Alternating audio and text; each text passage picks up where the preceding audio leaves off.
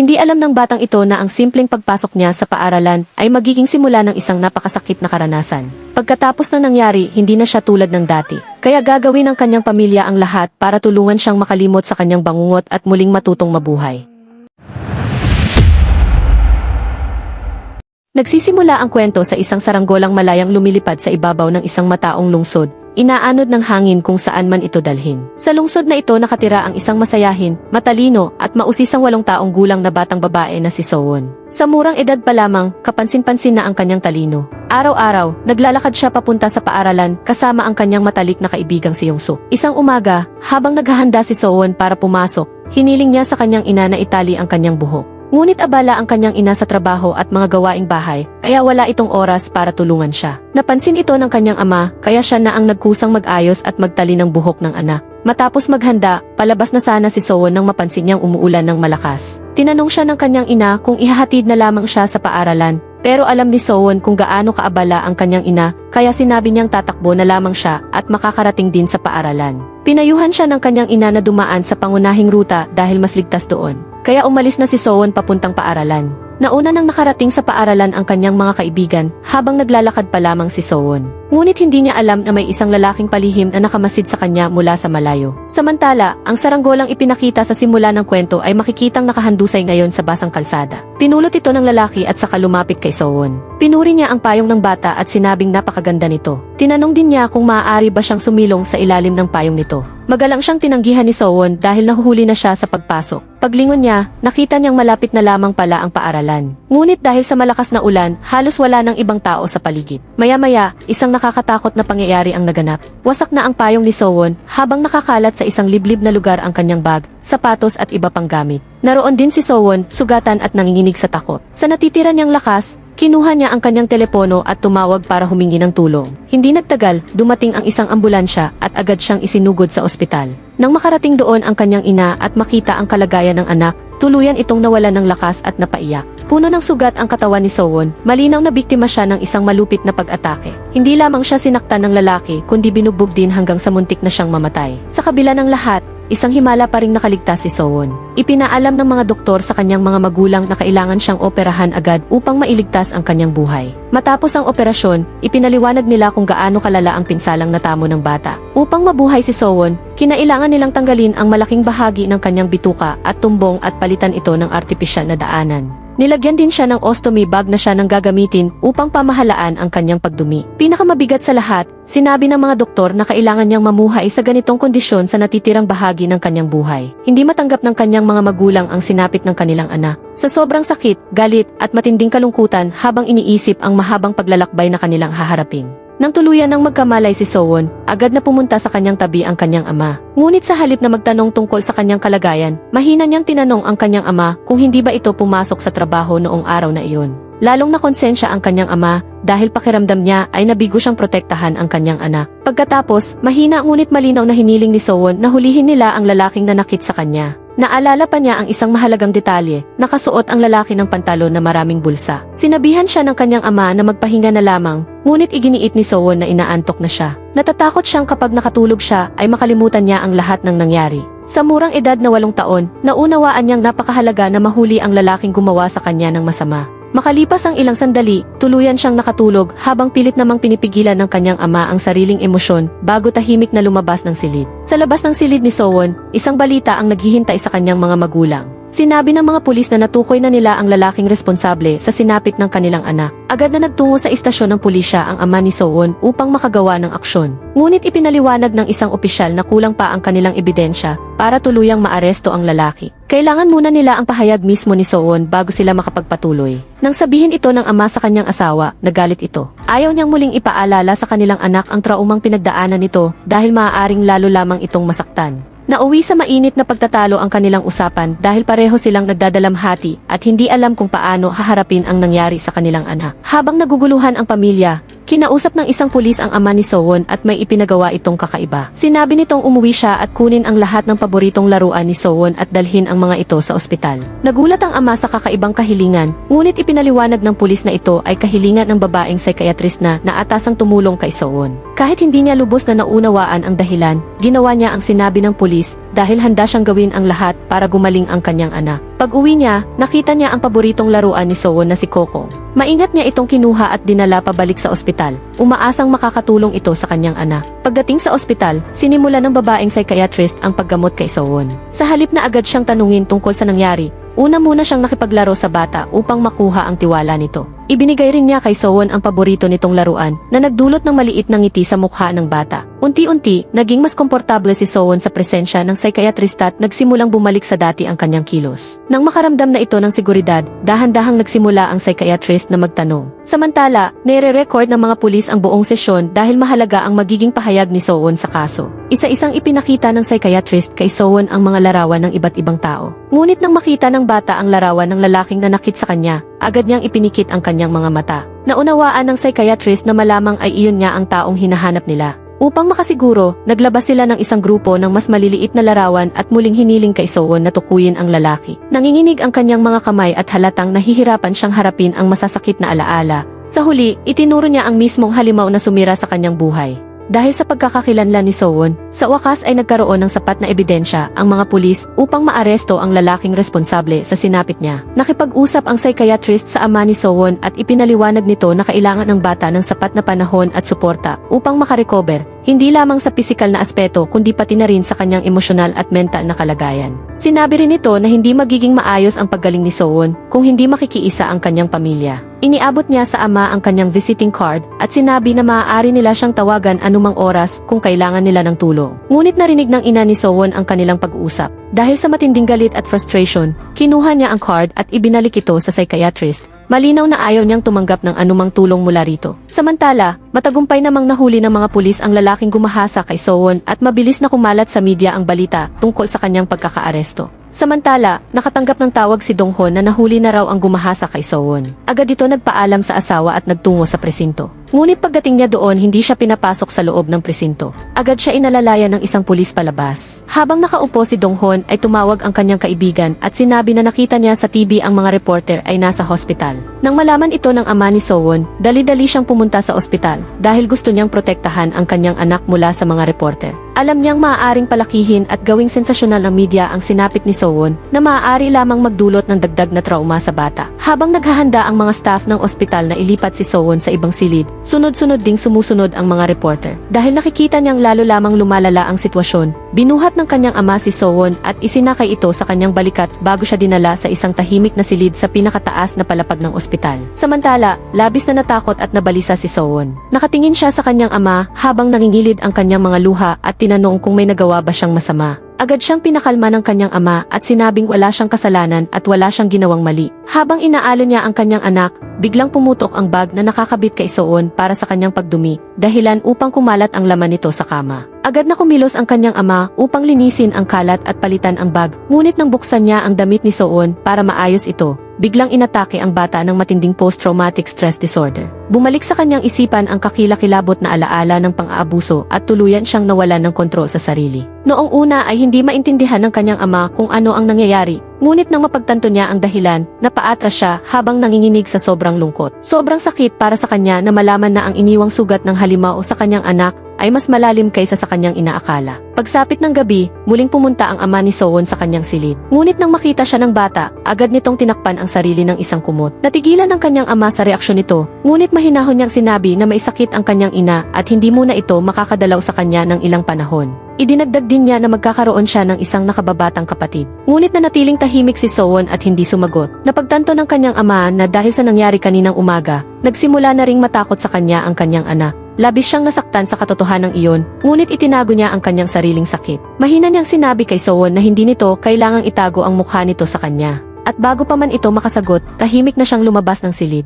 Samantala, patuloy na dumarami ang mga bayarin sa ospital at nahihirapan na ang ama ni Sowon na bayaran ang lahat. Dahil desperado na siyang makahanap ng tulong, tinawagan niya ang isang malapit na kaibigang katrabaho niya. Dati na rin siyang tinulungan ng kaibigang ito at muli itong hindi nagdalawang isip na umalalay. Sinabi nito sa ama ni Sowon na huwag muna siyang mag-alala tungkol sa trabaho dahil siya na ang bahala sa lahat habang hindi pa maayos ang kanilang sitwasyon. Makalipas ang ilang araw, dumating ang araw ng pagdinig sa korte laban sa lalaking ng abuso kay Sowon. Nang tanungin siya tungkol sa krimen, itinanggi niya ang lahat ng paratang. Ayon sa kanya, nagtatrabaho siya sa isang construction site at buong gabi siyang naroon noong araw na nangyari ang insidente. Sinabi rin niyang pag-uwi niya kinaumagahan ay uminom siya ng alak at natulog, kaya wala siyang alam tungkol sa nangyari kay Sowon. Ngunit naglabas ang mga pulis ng matitibay na ebidensya laban sa kanya. Natagpuan ang dugo ni Sowon sa kanyang damit at tumugma rin ang mga sampol ng lupa mula sa pinangyarihan ng krimen sa lupang nakita sa kanyang sapatos. Sa kanyang depensa, sinabi ng lalaki na ninakaw umano ang kanyang sapatos at misteryosong bumalik lamang ito sa labas ng kanyang bahay bago siya arestuhin ng mga pulis. Sa halip na aminin ang kasalanan, inakusahan pa niya ang mga pulis na pinagbintangan lamang siya. Nasa loob din ng courtroom ang kaibigan ng ama ni Sowon.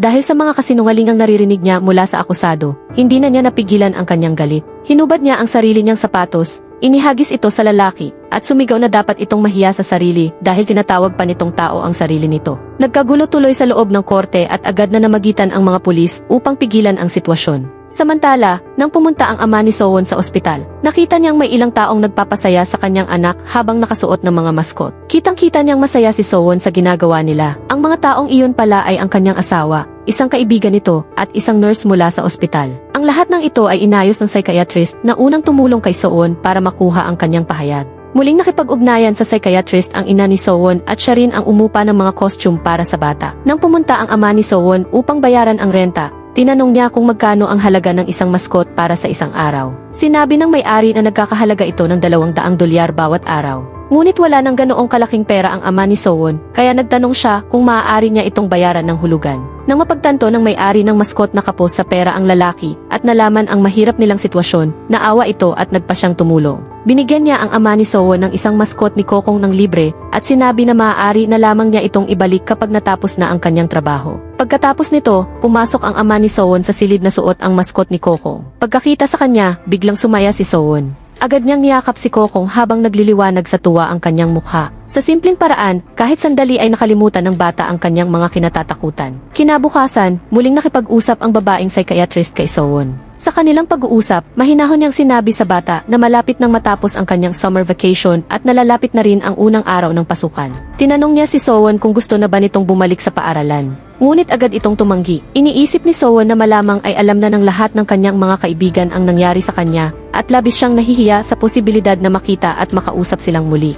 Nang tanungin naman siya ng psychiatrist kung ano ang nararamdaman niya habang nasa ospital, tuluyan nang nagbukas ng kanyang saloobin si Sowon. Sinabi niyang nakakaramdam siya ng konsensya dahil hindi na makapasok sa trabaho ang kanyang mga magulang. Alam niyang patuloy na nadaragdagan ang kanilang mga bayarin sa ospital at nahihirapan ang kanyang mga magulang na mabayaran ang mga ito. Ayaw niyang patuloy na mahirapan ang kanyang pamilya dahil sa kanya. Aminado rin siyang labis niyang namimiss ang kanyang paaralan, ngunit natatakot siyang baka hindi na siya makabalik doon. Makalipas ang 2 araw, tuluyan nang nakalabas ng ospital si Sowon. Dumating ang kanyang mga magulang upang sunduin siya at iuwi. Ngunit habang papalayo sila sakay ng kanilang sasakyan, kapansin-pansing iniiwasan pa rin ni Sowon na tumingin sa kanyang ama. Upang hindi siya matakot, naglagay ang kanyang ama ng kurtina sa pagitan nilang dalawa. Ngunit habang nagmamaneho sila, napadaan ang kanilang sasakyan malapit sa lugar kung saan nangyari ang insidente. Agad na lumala muli ang kalagayan ni Sowon nang makita o maramdaman niyang malapit na sila sa lugar na iyon. Napansin ito ng kanyang ama kaya agad niyang binilisan ang takbo ng sasakyan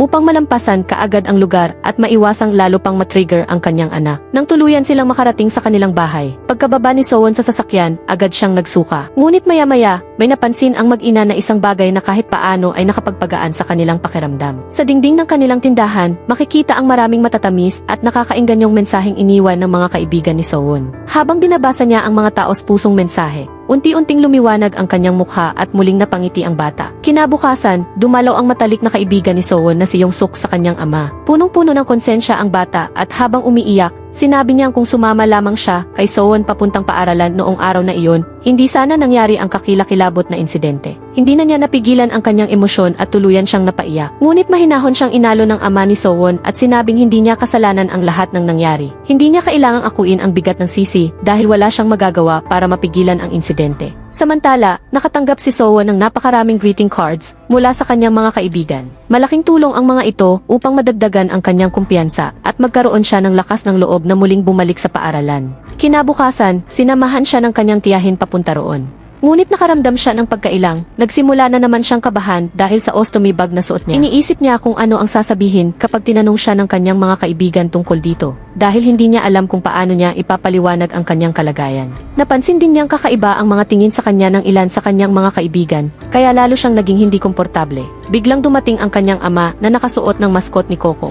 Agad nitong napagaan ang loob ni Sowon at nabigyan siya ng kumpiyansang kailangan niya upang harapin ang kanyang mga kaibigan. Sa mga sumunod na araw, patuloy na sinasamahan ng kanyang ama si Sowon papunta sa paaralan. Palagi itong nakasuot ng maskot ni Kokong upang hindi maramdaman ng kanyang anak na nag-iisa siya. Nakipag-usap din ang kanyang ama sa prinsipal at hiniling na hanggat maaari ay ilayo muna si Sowon sa mga gurong lalaki upang maging mas komportable at panatag ang bata. Para mabawasan pa ang pag-aalala ni Sowon tungkol sa kanyang ostomy bag, gumawa ng paraan ang kanyang ama. Bumili siya ng isang bag na kahawig ng ginagamit ng kanyang anak at nilagyan niya ito ng mga chocolate. Sa ganitong paraan, kapag may nagtanong kay Sowon tungkol sa bag na nasa kanyang baywang, maaari niyang sabihin ng may kumpiyansa na puno iyon ng mga candies. Talagang ginagawa ng kanyang ama ang lahat upang hindi maramdaman ni Sowon na kakaiba siya o kailangan niyang ikahiya ang kanyang kalagayan. Kinabukasan, habang papasok si Sowon sa paaralan, tinanong siya ng kanyang mga kaibigan kung ano ang laman ng bag na nasa kanyang baywang. Buong kumpiyansang sinabi ni Sowon na mga chocolate ang laman nito. Kumuha siya ng ilang piraso at ibinahagi sa kanyang mga kaibigan bago siya nagpatuloy sa paglalakad papunta sa paaralan kasama si Yongsu. Habang naglalakad sila, patuloy namang nakasuot ng maskot ni Kokong ang kanyang ama. Ginagawa nito ang lahat upang mapasaya siya at iparamdam na may kasama siya sa paglalakad. Ngunit kalaunan, napagtanto ni Sowon na ang kanyang ama pala ang nasa loob ng maskot. Ilang beses niyang kinakausap si Kokong, ngunit hindi ito sumasagot. Dahil dito, nakyuryo si Sowon at dinala niya si Kokong sa tindahan ng kanyang ina. Tinanong niya ang kanyang ina kung ang kanyang ama ba talaga ang nasa loob ng maskot. Kaya tinanggal ng kanyang ina ang maskara at lumitaw ang kanyang ama, na basang-basa ng pawis dahil sa sobrang init sa loob ng maskot. Nang makita ni Sowon ang kalagayan ng kanyang ama, mahinahon siyang lumapit at pinunasan ang pawis sa mukha nito. Sa simpleng sandaling iyon,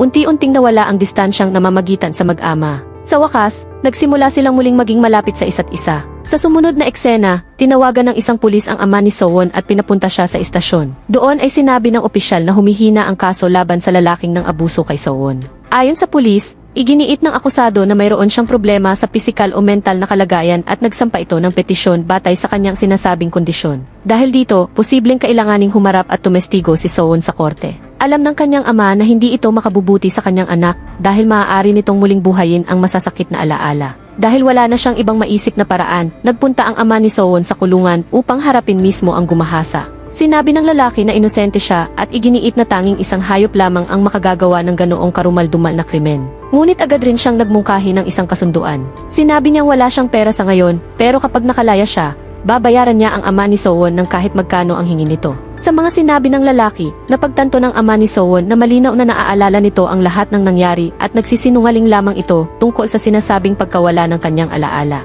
Hindi pa roon natapos ang kanyang kabastusan. Sinimulan pa nitong takutin ang ama ni Sowon at sinabi na malapit na siyang makalaya at maaari niyang ulitin ang ginawa niya noon. Dahil sa matinding galit, tuluyang nawala ng kontrol ang ama ni Sowon. Kinuha niya ang isang upuan at paulit-ulit na hinampas ang salamin ng kulungan dahil sa tindi ng kanyang galit sa lalaking sumira sa buhay ng kanyang anak. Makalipas ang ilang panahon, muling ipinakita ang korte kung saan muling humarap ang gumahasa sa paglilitis. Sa pagkakataong ito, tinawag din si Sowon upang tumestigo. Sa kabila ng takot at trauma, buong tapang niyang itinuro at kinilala ang lalaking gumawa sa kanya ng masama. Dahil sa kanyang pagkakakilanlan at sa mga ebidensyang nakalap, idineklarang guilty ng korte ang lalaki. Ngunit sa kabila ng napakabigat na krimeng ginawa niya, 12 taon lamang ang naging hatol sa kanya. Galit na galit ang mga taong nasa loob ng courtroom dahil para sa kanila ay hindi sapat ang parusang ipinatao sa isang taong gumawa ng ganoong kalupitang krimen. Maging ang ama ni Sowon ay hindi napigilan ang kanyang galit. Sa sobrang puot, sumulong siya at tangkang patayin ang lalaki. Ngunit bago pa siya tuluyang makalapit dito, agad na humarang si Sowon at hinawakan ang kanyang ama. Nagmakaawa siyang umuwi na lamang sila. Dahil sa matinding emosyon, napahinto ang kanyang ama at mahigpit niyang niyakap ang kanyang anak. Makalipas ang ilang buwan, isinilang ng ina ni Sowon ang kanyang sanggol na lalaki. Sa wakas ay nagkaroon ng nakababatang kapatid si Sowon at labis siyang natuwa nang makita ito. Sa unang tingin, tila unti-unti nang bumabalik sa normal ang buhay ng kanilang pamilya. Ngunit sa likod ng mga ngiti, nananatili pa rin ang sakit na dala ng nakaraan. Madalas pa ring umaalis si Sowon sa paaralan bago matapos ang klase dahil hindi pa rin niya kayang kalimutan ang traumang pinagdaanan niya. Sa kabila ng lahat, nagbigay sa kanya ng panibagong pag-asa ang pagsilang ng kanyang kapatid. Nagkaroon siya ng bagong dahilan upang patuloy na mabuhay at muling bumangon. At dito nagtatapos ang pelikula. Thanks for watching, i-like mo na ito at mag-subscribe para sa marami pang recap.